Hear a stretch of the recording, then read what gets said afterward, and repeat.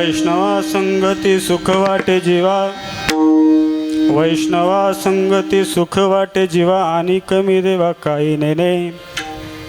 गायनाचे ओढे आपुलिया छंदे, मनाचे आनंदे आवडीने. लाज भय शंका दुराविला मान, न कळे साधन या परते. गायनाचे ओढे आपुलिया छंदे, मनाचे आनंदे आवडीने. तुका म्हणे आता आपुल्या सायासे, आम्हा जगदेश सांभाळावे. गायनाचे ओढे आपुल्या छंदे, मनाचे आनंदे आवडीने. श्री संताची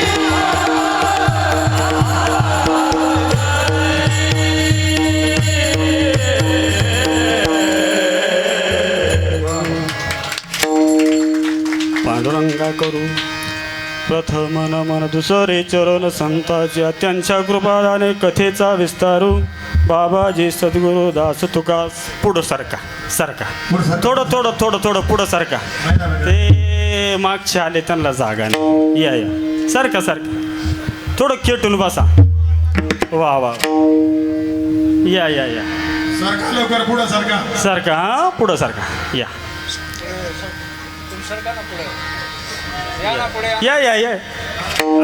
या पुढे तो प्रसंगी चिंतनरूपी सेवेकरता निवडलेला गायलेला अभंग जगद्गुरु श्री तुकोबारा यांचा चारचरणाचा या अभंगाच्या माध्यमातून तुकोबारा बघा हे दोन प्रकाराने सोडवता येईल अभंग. एक तर संगतीची मागणी करतात आणि दुसरं वैष्णवाच्या संगतीत काय आनंद उपभोगायला मिळतं त्याचं वर्णन करतात. विठ्ठल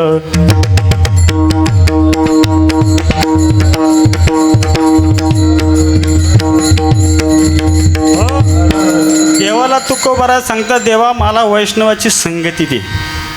वैष्णवा संगती सुख वाटे जेव्हा मला सुख त्या वैष्णवामध्ये व्हा. इतरत्र ठिकाणी बघितलं शोधून पण काही सुख सापडे नसं झालं पण वैष्णवाच्या संगतीत आल्याच्या नंतर मात्र मला खरंच सुख अनुभवायला मिळालं.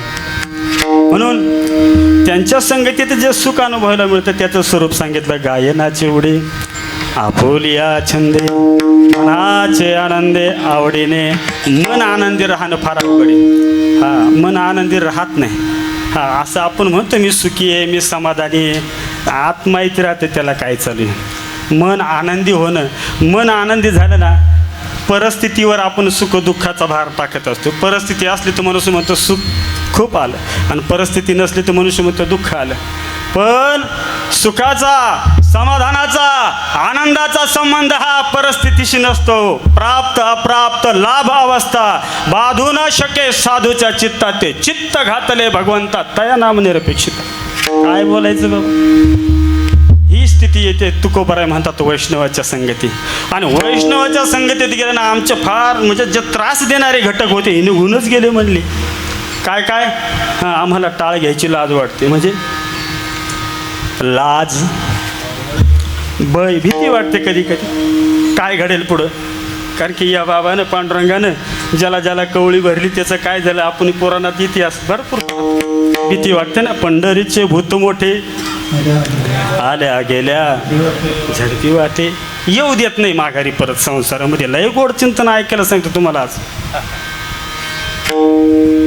म्हणून माझी लाज भय आणि शंका राहिली नाही. परमार्थामध्ये शंकेसारखा शत्रू दुसरा कोणीच नाही. लागलो बा परमार्थाला खरंच भेटेल कधी येऊ हरिपाठ तर पाठ केलाय पण भेटेल का ही शंका लागली ना ही शंका गेली. आणि शेवट सांगितलं आता देवा तुका म्हणे आता आपुल्या सायासे आणि आम्हा हे जगदीशा सांभाळ बर का या वाटेला लागल्याच्या नंतर वाट भरकटायची लय शंका आहे. दाट शंका असते कधी वाटेला सरळ चालेल. मी आताच पंढरपूरला होतो 8 दिवस तिथंच होतो. कोण व्यक्ती कसा भेटून जाईल सांगता येत नाही बाबा. कोण व्यक्ती कसा भेटून जाईल. एक व्यक्ती माझ्या समोर आला 5व्या का 6व्या दिवशी आला. 5व्या 6व्या दिवशी आला त्याच्या पोरानं त्याला हाणलं होतं. 2 मुलं होते 10 एकर जमीन आणि मोठ्याने हाताखालून काढलं. करमाळ्याचं होतं आला सप्त्यात माऊलीच्या आणि माझ्या शेजारी अंथरून टाकलं आणि म्हणलो बाबा कुठले करमाळ्याचे. कधी आल्या आत्ताच आलो. भाऊ यायची इच्छा नव्हती पण आलो. मी काय करतो दरवर्षी वारी करतो म्हणले. पंढरपूरची वारी गळ्यात नाही माझ्या तुळशीची माळ आहे म्हटले. मी माळकरी आहे मी वारकरी आहे आणि दरवर्षी पंढरपूरला येतो. सप्ताला आलाय का सप्ताला तशी इच्छा नव्हती आत्ताची पण नावीला जाणार म्हणले. कसं आलं म्हणले मोठ्या पोरानं मारलं. मोठ्या पोरा दारू पिऊन मला मारलं म्हटले. मी ठरवलं होतं विहिरीकडं जायचं ना जीव द्यायचा. मी ठरवलं होतं हातात बाटली घ्यायची विष प्यायचं. मी ठरवलं होतं झाडाला दोर बांधायचा फास घ्यायचा. पुन्हा माझ्या लक्षात आलं आम्हा हरीच्या दासा काही आणि भय नाही कळे काळा. त्याची सेवा केली पांडुरंगाची. पांडुरंगाची वारी करतो ना मी वारकरी आहे मी माळकरी आहे. कसा आपल्या देहाचा नाश करेल. आलो पांडुरंगाकडे निघून म्हणले. आणि मला माहिती आहे अनाथाला सांभाळणारा हा एवढाच आहे की ज्याला सगळ्यांनी सोडलं ना त्याला पांडुरंगाने स्वीकारलं. विठ्ठल हो,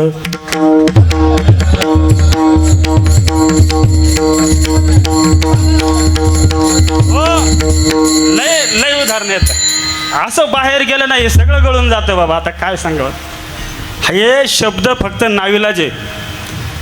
कीर्तनातले शब्द फक्त नाविलाज आहे. बोलायचंय म्हणून बोलायचंय, नाही तर बोलण्या इतपत. बाबा नदीचे भरलेली नदी आणि खाली बुडी मारायची, तळाला जायचं आणि सांगायचं मला सोन्याचा हांडा भरला. सांगता येईल का? कोणाला सांगता येईल? काय बोलता येईल? नाही बोलता येईल. म्हणून परमार्थाचा आनंद वेगळा आहे. हे शब्द फक्त नाविलाज आहे. आणि जोपर्यंत वाचा थकत नाही तोपर्यंत तो प्रवास चालू होत नाही. विठ्ठल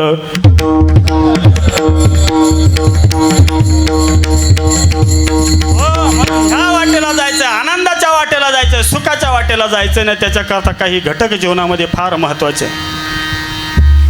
संगती दोन प्रकारची असते, एक सज्जनाची संगती आणि एक दुर्जनाची संगती. दुर्जनाच्या संगतीमध्ये चांगल्या चांगल्यांचा घात झाला आणि सज्जनाच्या संगतीमध्ये चांगल्या दुर्जनाचा सुद्धा उद्धार झाला. हो, कितीतरी उदाहरणं देता येईल. म्हणून यापैकी एक वैष्णवाची संगती फार महत्त्वाची, जी जीवनामध्ये जर घडली, घडत नाही.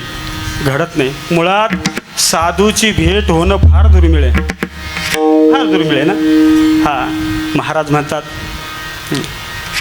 समुद्र तुम्ही तरुण झाला, आस्ताला जाणारा जो सूर्य त्याला तुम्ही एक वेळ हातात घ्याल, थांबावशाल, साधूची भेट न होईल गा. चंद्रामृत सुके सेववील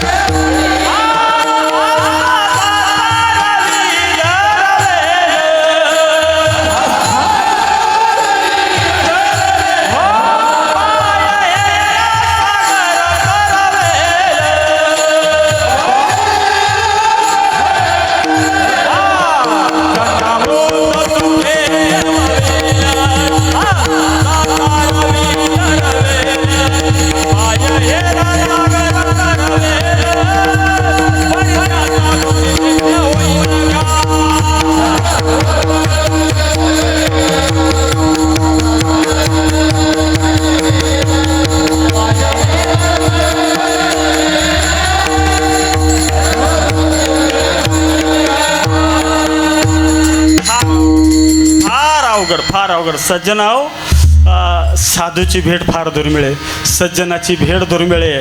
हो, एखाद्या वैष्णवाची भेट जीवनामध्ये येणं फार दुर्मिळ आहे. हो, त्याच्याकरता ऐका, भीक मागावी लागते देवाकडं. भीक मागावं लागते. आणि भीक मागूनही जमत नाही, मध्यस्थी टाकावी लागतात. ज्ञानोबारायासारखी, तुकोबारायासारखी त्यावेळेस होतं. हो, एक वेळ देवाची भेट होईल, पण संतांची भेट होणं फार अवघड आहे. फार. वैष्णव कुणाला म्हणायचं सांगतो, ऐका, खूप गोड चिंतन आहे.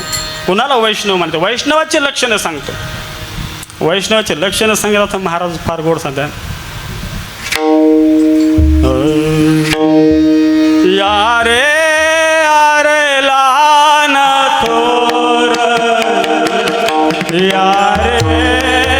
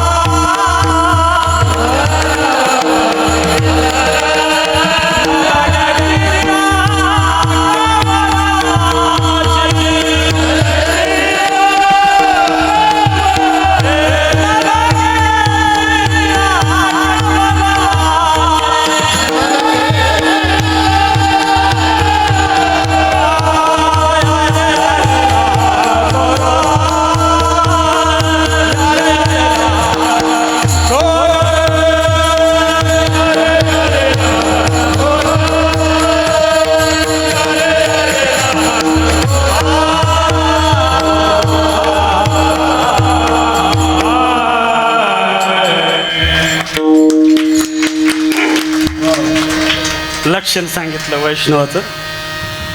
त्याला कसं पाहिजे तो यारे यारे लहान यासी भरती नारी नारी. त्याच्या दृष्टीत हे नसावं. हे काय काय काय प्रवृत्त इकडं स्त्रिया आहे इकडं पुरुष आहे का नाही, हे नसावं. त्याच्या दृष्टीमध्ये सगळं सम असावं. त्याला वैष्णव म्हणावं. वैष्णवाचं लक्षण सांगितलं बा. वैष्णवाचं लय गोड अजून लक्षण सांगितलं. कितीतरी लक्षणं सांगितले. तुम्हाला एक सांगतो, ज्ञानोबा 4 मुलं झाले. तुम्ही म्हणाला आतापर्यंत बरं होतं. 22व्या वर्षी ज्या माऊलीने समाधी घेतली मुलं झाले कोणती, पण ज्ञानोबा 4 मुलं झाले. बरं तुम्ही ऐकेल नसेल ना, ऐकून ठेवा. ज्ञानोबरायाचा पहिला मुलगा सांगतो. ज्ञानोबरायाला पहिला मुलगा झाला. हां, त्या मुलाचं नाव आहे ज्ञानाबाई माझी अनाथाची माय. ज्ञानाबाई माझी अनाथाची माय. ज्ञानाबाई माझी अनाथाची माय. ज्ञानाबाई माझी अनाथाची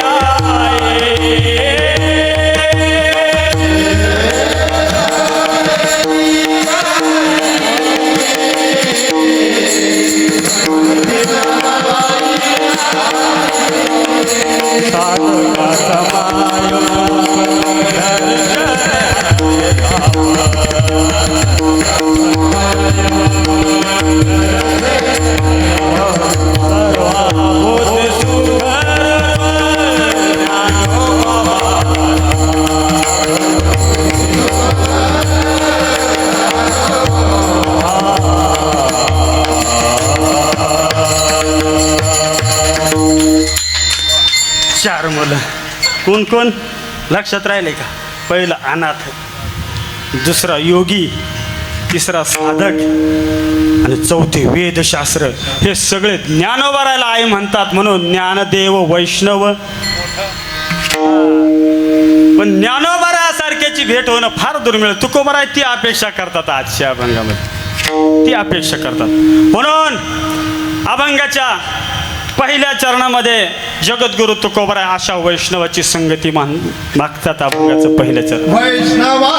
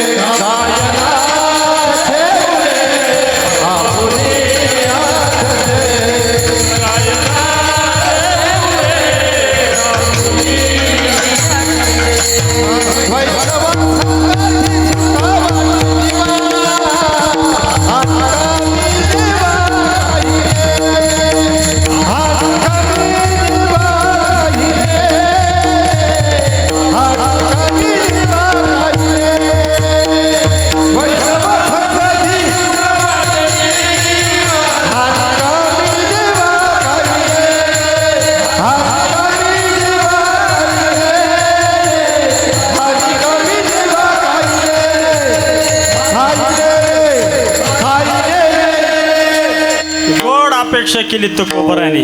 वैष्णवा संगती सुख वाटे जीवा संगती मागितली.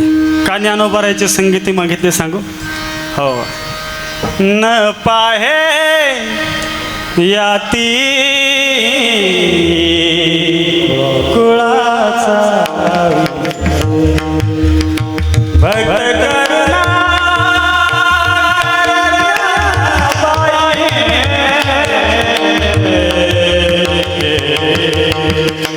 कालो सारंग मला कळत नाही असं इथे म्हणून सारंग रागामध्ये सांगितलं. हो तुकोबराय म्हणतात बाबा वैष्णवाच्या संगतीमध्ये वैष्णवाचा धर्म काय असतो माहिती आहे? देशराग भेटायला गेला तुकोबरायला.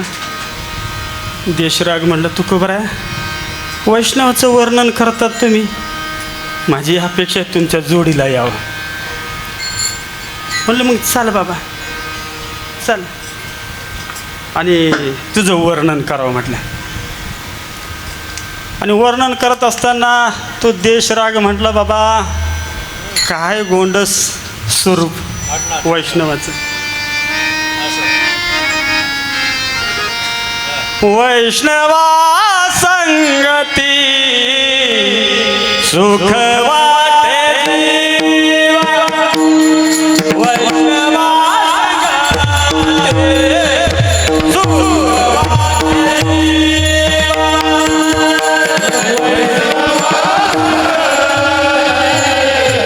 सुख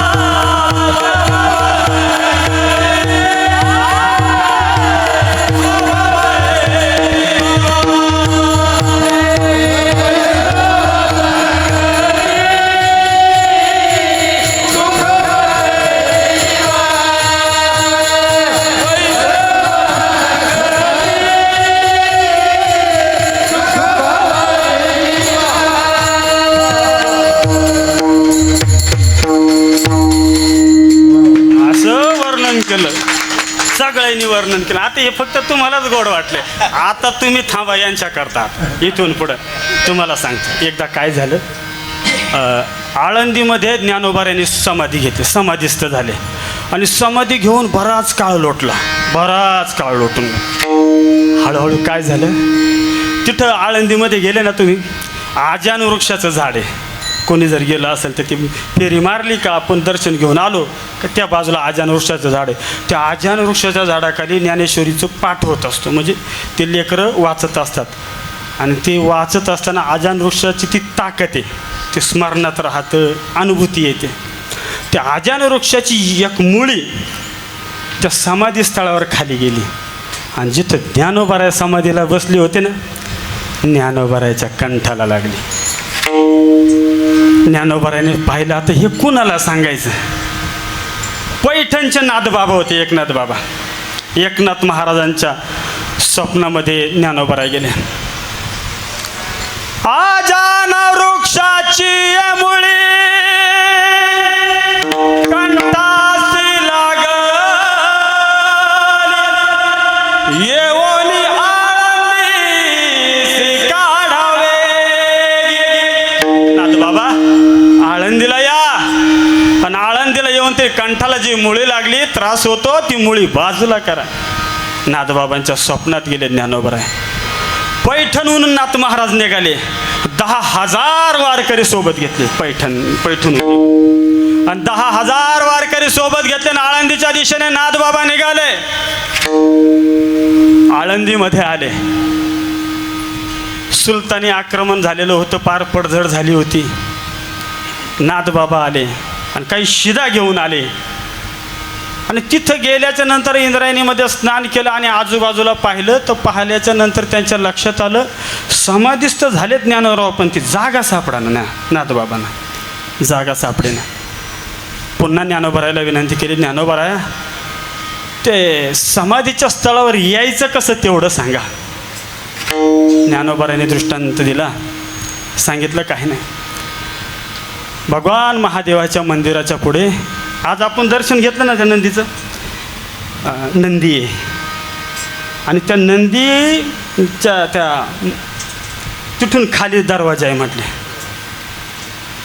आणि मग त्या नंदीला विनंती करा बाजूला हो आणि तिथून खाली येण्याचा, भुयारात येण्याचा मार्ग आहे. नाथबाबाला दृष्टांत झाला. सकाळी उठले, स्नान केलं आणि त्या महादेवाच्या मंदिराच्या समोर असले नंदिकेश्वराच्या समोर गेले आणि प्रार्थना केली, नंदिकेश्वरा बाजूला व्हा, ज्ञानोबारायाचं बोलवणं झालंय आणि जायचंय. काहीच केलं नाही. उठविला नंदी शिवाचा डवरा, उठविला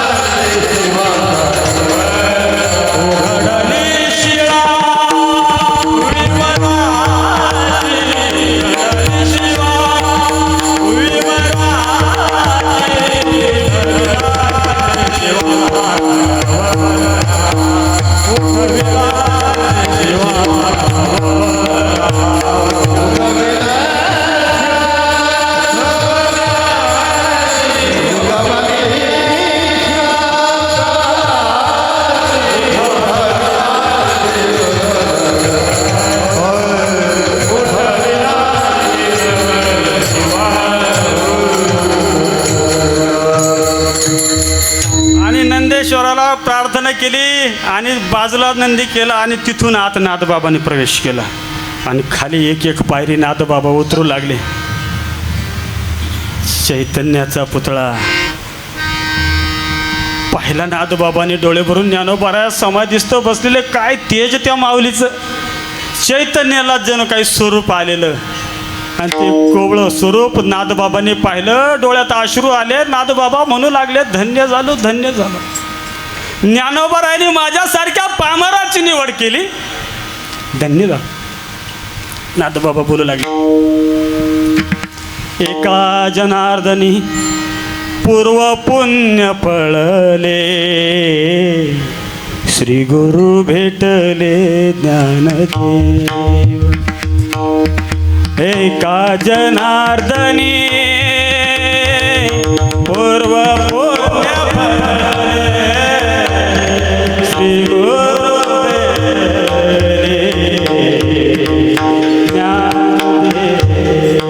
असा आनंद झाला नाथ बाबाला. काय सांगा, काय माझं पूर्व पुण्य असेल म्हणले.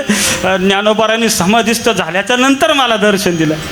पुढे गेले, ती कंठाला लागलेली मुळी बाजूला केली आणि बराच मोठा संवाद ज्ञानोबाराचा नाथबाबाचा झाला तिथं. आणि संवाद झाल्याच्या नंतर पुन्हा नाथबाबांनी विनंती केली, ज्ञानोबारा आता आज्ञा द्या. ज्ञानोबारांनी सांगितले, जा जो जी उघडेला अध्याय आवडीचा 9वा बोलिले ते धवा ज्ञानदेव. ज्ञानोबाराला 9वा अध्याय म्हणतात, लय आवडायचा ज्ञानेश्वरीतला. तो अध्याय उघडूनच बसलेले होते. ज्ञानोबारांनी सांगितलं, नाथबाबा जी बाहेर जी प्रत आहे ना, हिची बरीच पडझड झाली. म्हणजे आपल्या लोकायला काही बळच घालायची सवय आणि काही काढूनही घ्यायची सवय. हां, एक अभंग आपण नेहमी म्हणतो बघा, देव वसे चित्ती त्याची आपल्या आकारात नाही बसलं का, देव वसे माझे चित्ती. म्हणजे आता हा माझे शब्द कोणी घातला, कोणी बघा. अभंगाचा एक कानासुद्धा बदलायचा अधिकार आपल्याला नाही आहे आपल्याला. पण आपण बुद्धिवानाचे एवढे झालं म्हणून रामप्रभूंनी माणसं नाही नेले.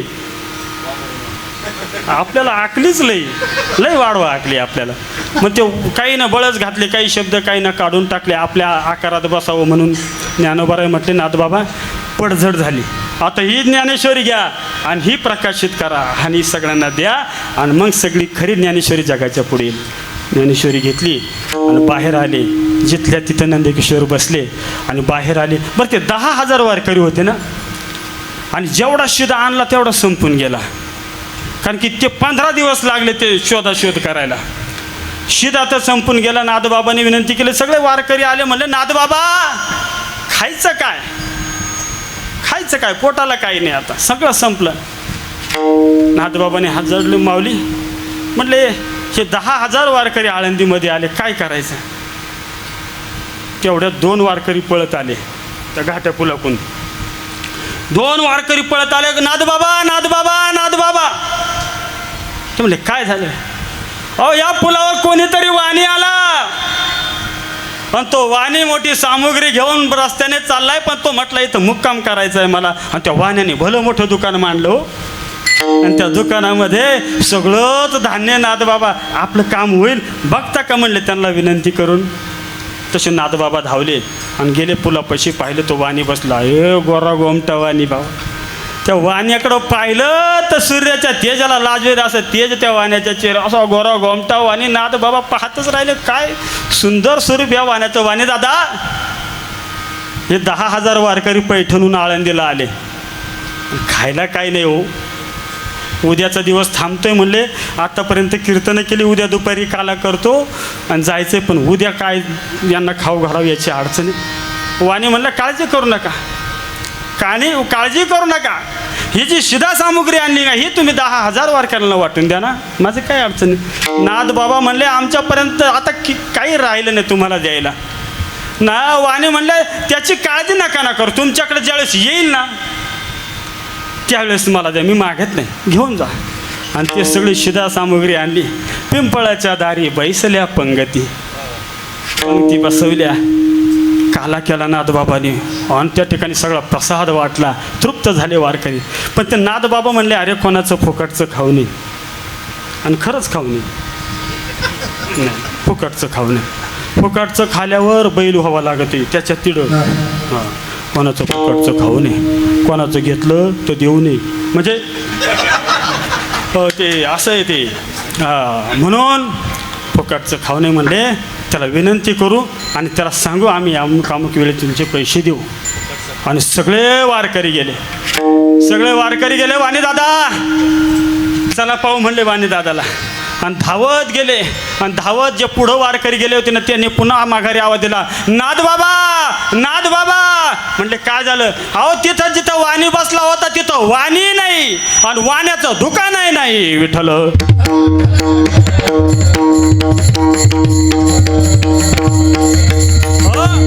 मग म्हटले, कुठे गेला म्हणून शोधाशोध करायला गेले, कोणीच दिसेना.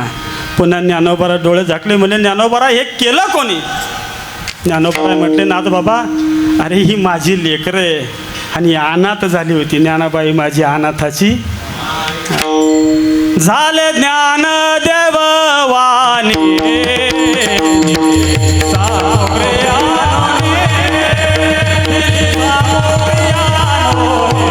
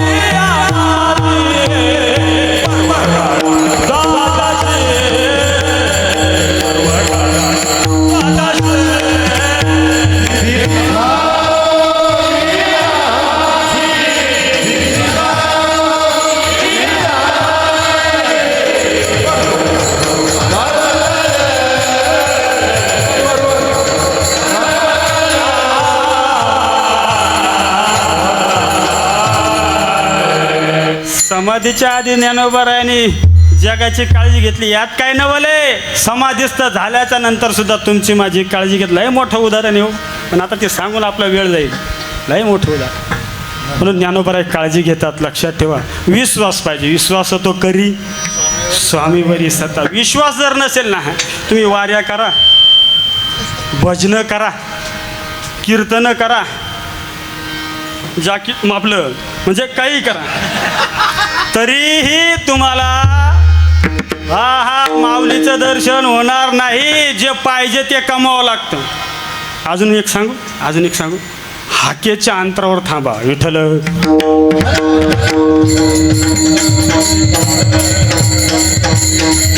हे समजून घ्या तुम्ही सगळे.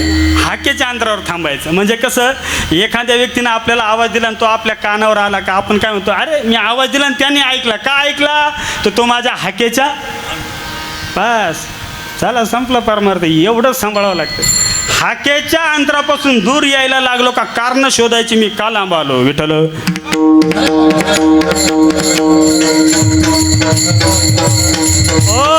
कारण की देवाचं गणित असं आहे, देव प्रारब्धानुसार तुम्हाला अन्न देईल, मान देईल, धान्य देईल, भक्ती देणार नाही. लक्षात ठेवा, हे लक्षात ठेवा.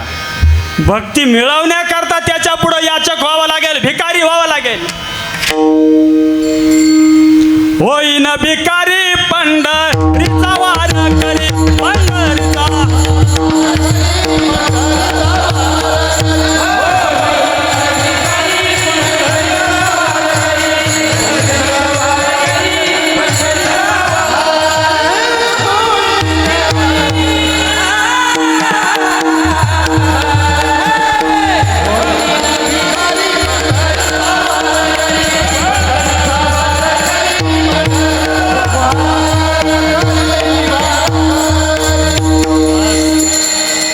देवाचं गणित सांगतो, देवाचं गणित तुम्हाला सांगतो बाबा. देवाने महादेवाला सुद्धा दूर केलं. तुम्हाला अजून सांगतो, देवाला तिळभर होय अभिमान नाही चालत. इतकासा सुद्धा चालत नाही. तो कलेचा असो, ज्ञानाचा असो, सौंदर्याचा असो, या शरीराचा अभिमान असो, चालत नाही. नाही चालत. हे गळालंच पाहिजे. हे गळत नाही तवर ते कळत नाही. ऐका, मग महादेवाला सुद्धा दूर केलं. तुमच्या माहिती एक उदाहरण, तुम्ही जर औंढा नागनाथला कोण कोण गेलं? इथून गेलं का? कोणीच नाही गेलं. कोण कोण गेलं? तू बरी झाली तू जाऊन आली. तुला सांगतो, खरं सांगतो, कैलास म्हणतात ना आपण, महादेवाचं शिखर कैलास. ते कैलास म्हणजे औंढा नागनाथ आहे. औंढा नागनाथ म्हणजे इथून पुढं तुला कैलास आपलं म्हणजे तू जाऊन आली म्हणजे म्हणायला काय हरकत नाही का तू कैलासाचं दर्शन करून भाग्यवान आहे. औंढा नागनाथ बरं का महाराज, हे कोणी सांगत नाही.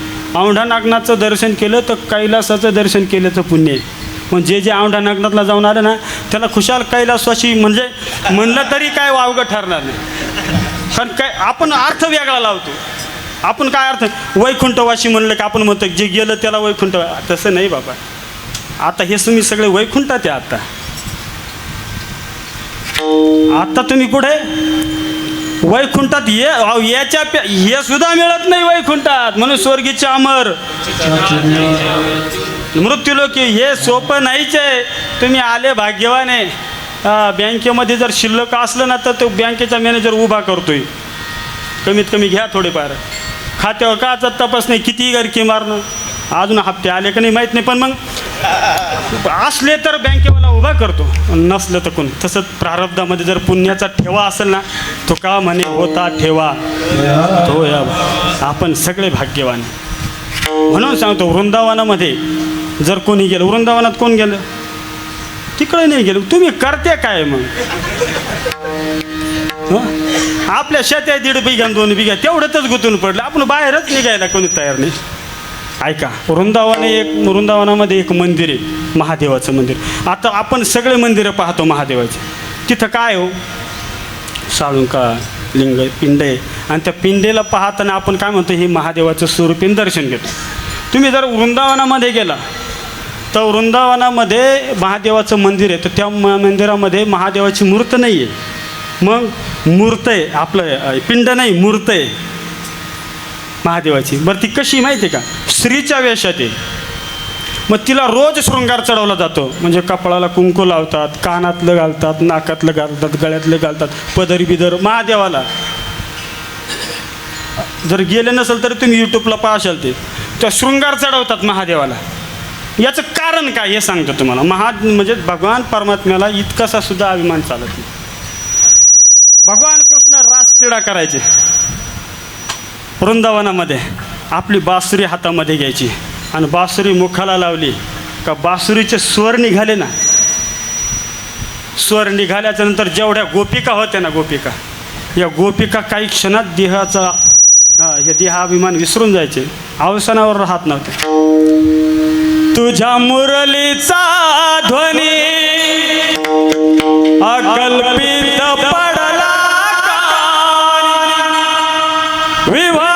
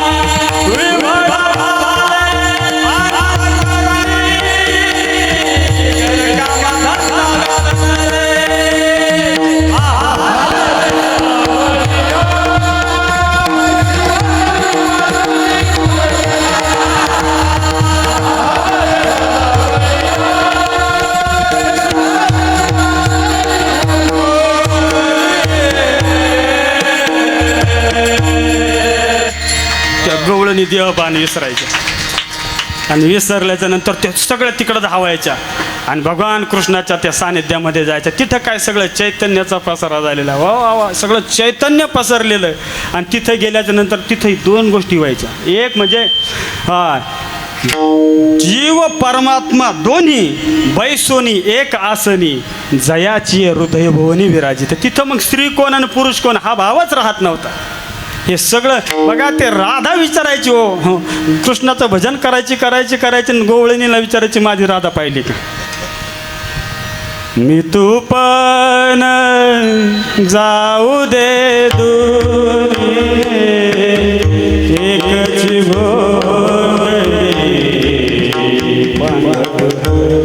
असं सुरू एक रूप व्हायचे. पण हा मोह महादेवाला आकळला नाही. का एवढ्या गवळणी तल्लीन होते भगवान कृष्णाच्या सोबत. महादेवाने कैलास सोडले आणि त्या वृंदावनामध्ये आले आणि एका गोपिकेचा सुंदर वेश घेतला आणि जे नृत्य करायला लागले. हो, भगवान परमात्म्याने वेणू वाजवायचा बंद केला, सगळ्यावरचा चैतन्याचं सावट बाजूला केलं आणि सगळ्या पुन्हा शुद्धीवरती आल्या.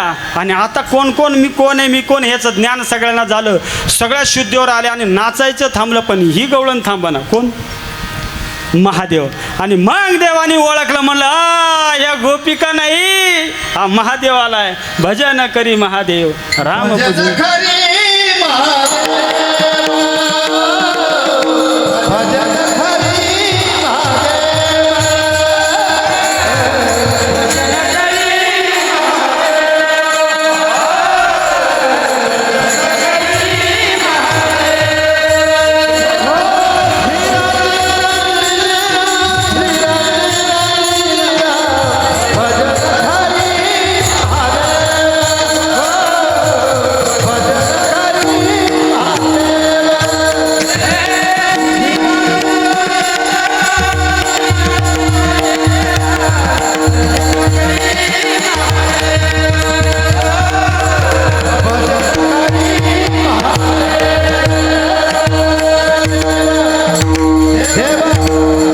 महादेवाला आधीच भगवान परमात्म्याचं भजनाचं एक रूप झाले आणि ओळखलं. म्हणले महादेवा थांबा, कैलासातून इथं आलात, इथं फक्त गोपिकांना प्रवेश आहे, कोणा पुरुषाला प्रवेश नाही. महादेवा गोपिकेचं रूप घेताना आला, तुम्हाला थांबता येणार नाही. महादेव म्हटले मला जाण्याची इच्छा नाही. मग आता जे स्वरूप तुम्ही घेतलंय ना, ह्याच स्वरूपामध्ये इथं थांबा. आणि ते मंदिर आहे आता वृंदावनामध्ये. आणि महादेव त्या ठिकाणी त्या मंदिरामध्ये राहिले. ह्या गोपिकांना अभिमान झाला, म्हणले अरे महादेवाला दूर केलं आणि आमचा स्वीकार केला, आमच्याकरता महादेवाला दूर केलं. एवढा भाव फक्त त्या गोपिकांचा जागा झाला आणि त्या क्षणाला भगवान परमात्मा अंतर्धान पावले. नाही दिसायचंच नाही. आणि सगळ्या गोपिका इकडं तिकडं पाहायला लागल्या. कुठे गेला कृष्ण? कान्हा इथं होता, कुठे गेला? आणि सगळ्या शोधायला लागले. अरे कृष्णा काय करावं आता, काय करावं? आणि शोधत असताना कृष्ण सापडत नाही. आणि धावताय ह्या सगळ्या गोपिका, धावताय. म्हणतात देवा एकदा भेट दे. कन्हैया रे कन्हैया रे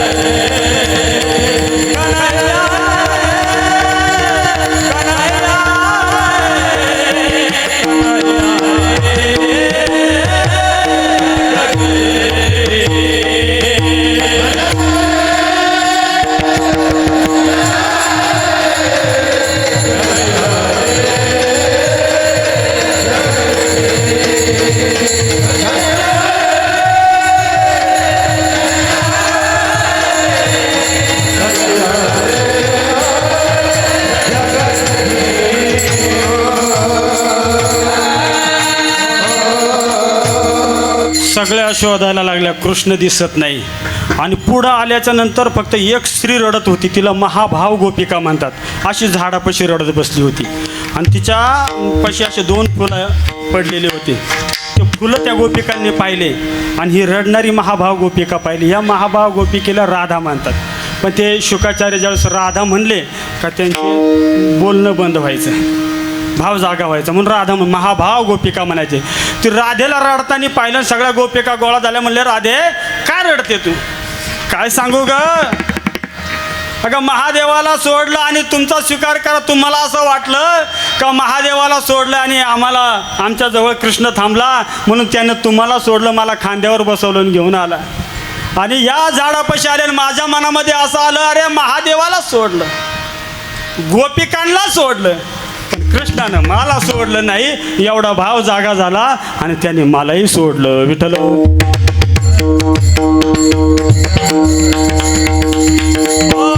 म्हणून एक गोष्ट लक्षात ठेवा, परमार्थामध्ये देहाचा अभिमान, सौंदर्याचा अभिमान, बुद्धीचा अभिमान, ज्ञानाचा अभिमान काहीही चालत नाही. ज्ञान गिळोनी गावा गोविंद, जाणीव नेनी व भगवंती नाही, हरी उच्चारणी पायी मोक्ष सदा. अंगात बळ असेल तर ताकदीच्या गोष्टी करायच्या आणि भाव असेल तर भक्तीच्या गोष्टी करायच्या. ज्ञानोबा आहे सांगतात, भावे विना भक्ती, भक्ती विना मुक्ती, बळे विना शक्ती बोलू नये. नाही चालत परमार्थामध्ये. म्हणून जेवढं होता येईल ना तेवढं सोडायचा प्रयत्न करा. मिळवायला तर सगळेच चालले आणि सोडल्याशिवाय काहीच पदरात पडत नाही. म्हणून असा एखादा जर असेल तर त्याला वैष्णव म्हणावं. अशा वैष्णवाची संगती, वैष्णव संगती सुख वाटे जीवा आणि कमी देवा काही नाही. आणि काय होतं या वैष्णवाच्या संगतीमध्ये, तुकोबरा अभंगाच्या दुसऱ्या चरणाचा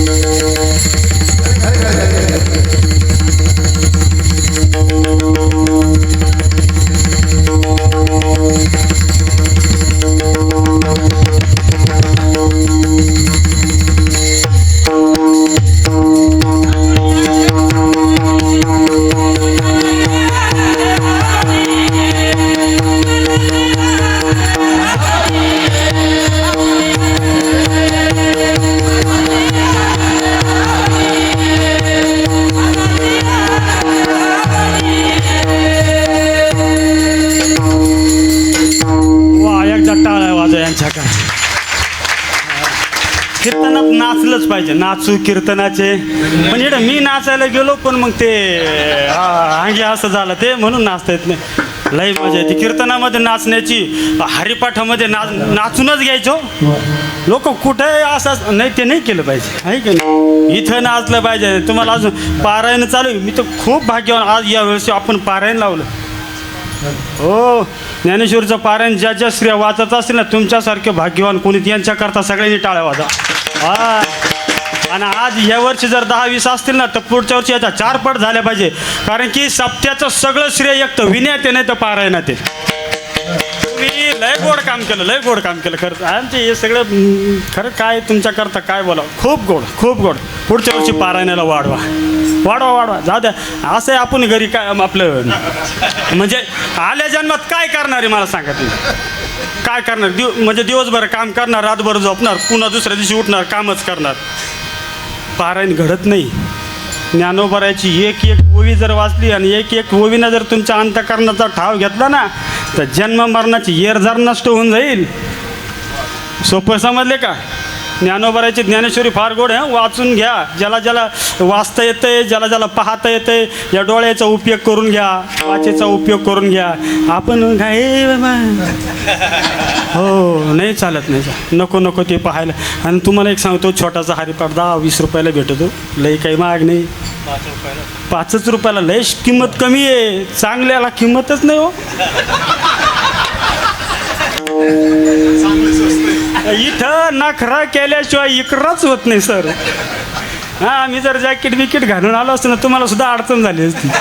हो, तिथे काय करावा, जॅकेट घातल्यावर उतरवता येत नाही बरं. हां, नाही नाही, लय अवघड आहे. वारकऱ्यांनी तर जॅकेट घालूच नाही, घालूच नाही. शृंगाराकरता उभंच राहायचं नाही बाबा. उलट चातुर्य लपवी, महत्व हरवी. आपल्यापासलं सौंदर्य ज्ञानाचं असो, बुद्धीचं असो, कुठलंही असो, लपवता आलं तर तो खरा वारकरी. प्रगट नाही करीत बसायचं, अजिबात नाही. हां, बुडते हे जन न देखेवे डोळा म्हणून येतो कळवळा म्हणून या स्तरावर चाललं पाहिजे. हां, जे का रंजले गांजले त्याशी म्हणे जो आपुले, तोच साधू ओळखावा. नखरे करून काय होईल, त्याचं तर वाटोळ होईलच होईल, पण तू मचही करून जाईल ना. हे लय सांभाळलं पाहिजे, इथं लय सांभाळलं पाहिजे. म्हणून ते औषध एकत्र केल्यावर रिझल्ट येत नाही. ते एक तर कोणचं तरी एकाला मार देत आहे. म्हणून इथं वैराग्य बोललं पाहिजे, ज्ञान बोललं पाहिजे. खूप गोड सांगते ज्ञानोबरांनी, इतकं सांगितलंय तुम्हाला. ज्ञानोबराचे दृष्टांत जर द्यायला लागलं ना, तर कीर्तन हे 1.5 आणि 2 तासात होणारच नाही. आणि असं आजचं कीर्तन काय 11ला संपणार नाही. मी शेतकरी माणूस आहे, मला कडा मेरा सगळ्या काढून व्यवस्थित वावर आपल्याला जमत नाही. ते नाही, आपलं काही घरचा शेतकरी ना, चांगलं काम करी ना, ते काही. आणि यंदा सगळे घरचेच आहे. काय मी ऐकलं, ऐका, विठ्ठल महाराजांच्या मुलाने खूप गोड कीर्तन केलं. मी टाळ्या वाजवा. राऊत बाबांच्या हाताखाली म्हणजे सगळ्यांनीच कीर्तन केलं, पण मग चांगलेच केले. पण पहिल्यांदा आमचा काही योग आला नाही. आतापर्यंत आपण महाराजांना फक्त इथं बघितलं. त्यांचा मुलगा राऊत बाबांच्या सानिध्यामध्ये ठेवला आहे, म्हणजे त्याचं भाग्य आहे, त्या मुलाचं. हा ना, असा मुलगा तुमच्या पोटी जन्माला आलाय, तुमचं भाग्य आहे. काय सांगा. आपल्या इथल्या निळवंडीतला आपला दादा, काय नाव, साई. किती वय असेल?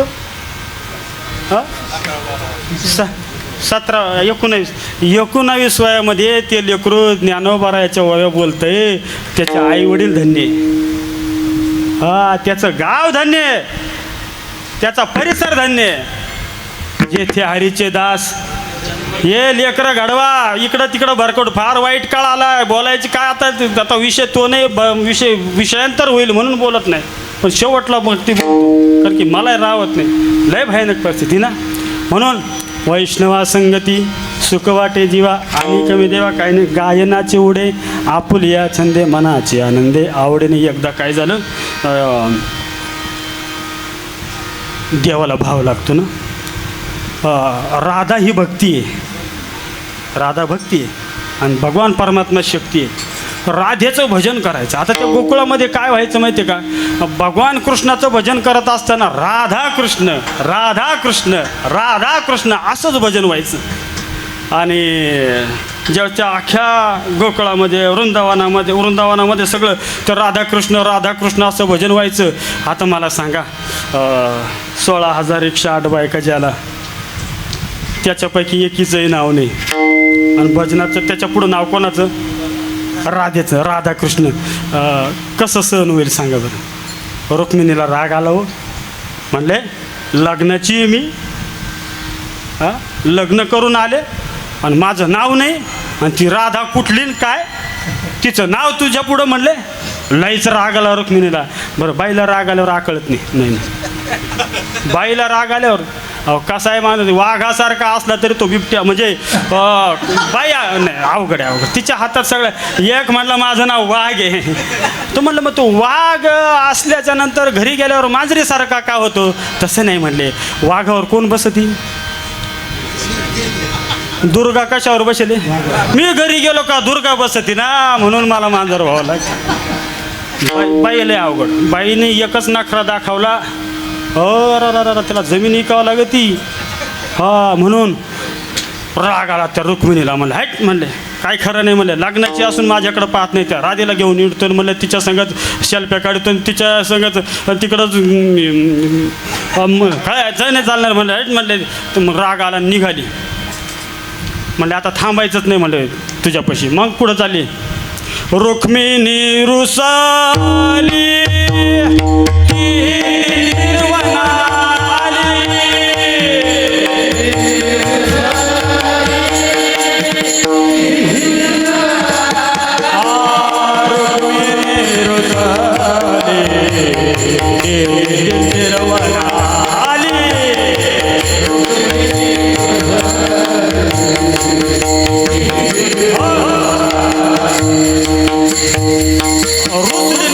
दिंडीरवन म्हणजे काय माहिती आहे का. आत्ताचं जे पंढरपूर आहे ना त्याला आधी दिंडीरवन म्हणायचे. आता तुमच्या माहिती करता सांगतो. तुम्ही पंढरपूरला पुंडलिकरायाचं दर्शन घेतलं का.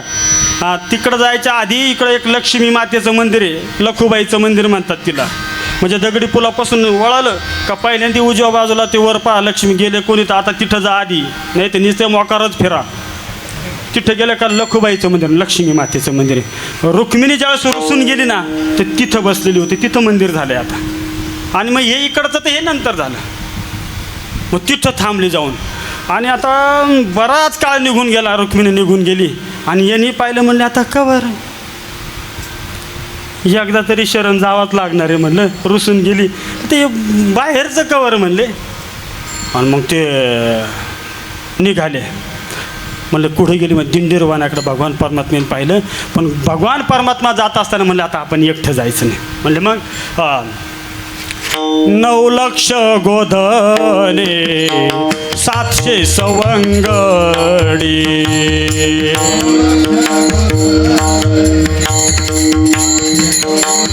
9 लक्ष गोधने 700 सवंगडी.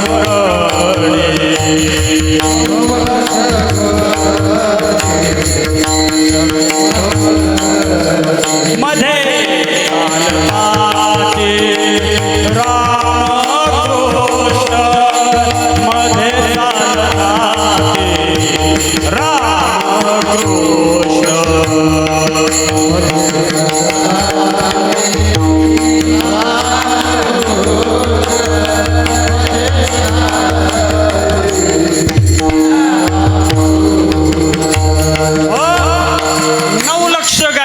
आणि त्यांना गाईला वळायला 700 सवंगडी.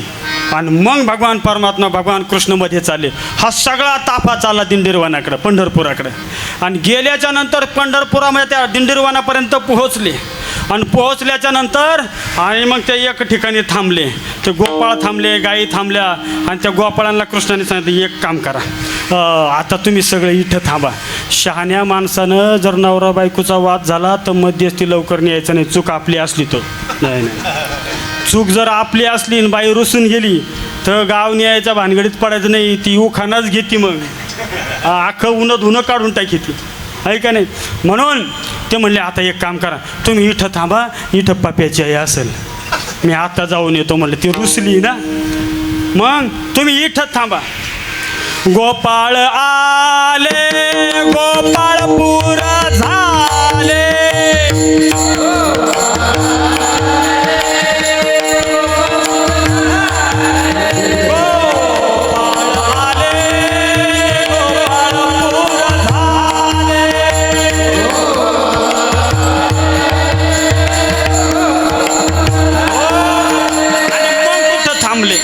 त्या गोपाळ तिथं थांबले. आता तुम्हाला तुमच्या माहिती का, आता जर गेले ना पंढरपूरला, मी सांगणार आहे पुढं आपल्याला जायचं आहे.